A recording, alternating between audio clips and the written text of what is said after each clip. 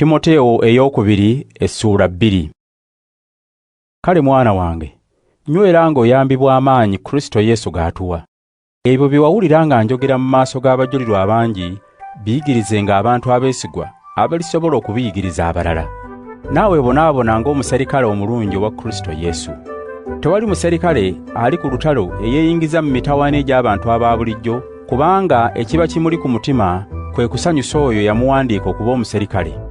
Oyo yeetaba mu mizannyo gy'empaka taweebwa ngule ya buwanguzi bw'atagoberera biragiro. Omulimi yategana asaanira okusooka okufuna ku bibala. Lowooza ku kye ŋŋamba, Mukama ajja kukuwa okutegeera byonna. Jjukira nti Yesu Kristo, omuzzukulu wa Dawudi, yazuukira ng'amawulire amalungi ge ntegeeza abantu bwe gagamba.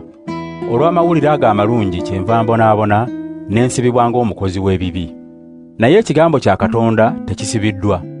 Kyenva ŋŋumira byonna olw'abalondemu ba Katonda balyoke bafune okulokolebwa n'ekitiibwa ekitaggwaawo ebiri mu Yesu Kristo. Ekigambo kino kya mazima ekigamba nti obanga twafiira wamu naye era tulibeera balamu wamu naye. Bwe tugumiikiriza wamu naye era tulifugira wamu naye. Bwe tumwegaana era naye alitwegaana. Bwe tutaba beesigwa ye aba mwesigwa, kubanga tayinza kwewakanya. Ebyo bijjukizenga abantu bo ng'obakuutirira mu maaso ga Katonda, beewalenga okuwakana ebitaliimu mugaso okwonoona abo abawuliriza. Kubanga okusiimibwa Katonda ng'oli mukozi akola ebitakuswaza, era yigirizanga bulungi ekigambo eky'amazima. Weewalenga ebigambo ebitassaamu Katonda kitiibwa era ebitaliimu nsa, kubanga abantu bibongera bwongezi kunyooma Katonda. Era ebigambo byabwe biriryanga kookolo. Mu abo mwe muli Himenaayo ne Fireeto abaakyama ne bava ku mazima nga bagamba nti okuzuukira kwabaawo dda. Era waliwo abamu be boonoonedde okukkiriza kwabwe. Kyokka omusingi Katonda gwe yateekawo mugumu, era guliko akabonero bye bigambo ebigamba nti Mukama amanyi ababe, era nti buli ayatula erinnya lya Mukama ave mu bibi.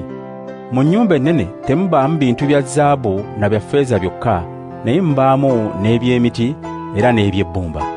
Ebimu bikozesebwa emirimu egy'ekitiibwa n'ebirala egitali gya kitiibwa. Buli eyeewala ebibi ebyo byonna y'anaabanga ekintu eky'ekitiibwa ekitukuziddwa ekisaanira buli mulimu omulungi.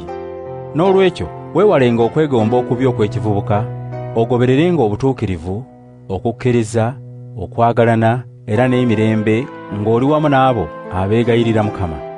Weewalenga empaka ez'obusirusiru ezitaliimu magezi, kubanga omanyi nti zivaamu ennyombo. Omuweereza wa Mukama tasaana kuyomba, wabula okuba ow'ekisa eri buli muntu, n'okuba omuyigiriza omulungi agumiikiriza, era ng'aluŋŋamya n'obwetoowaze abo abamuwakanya.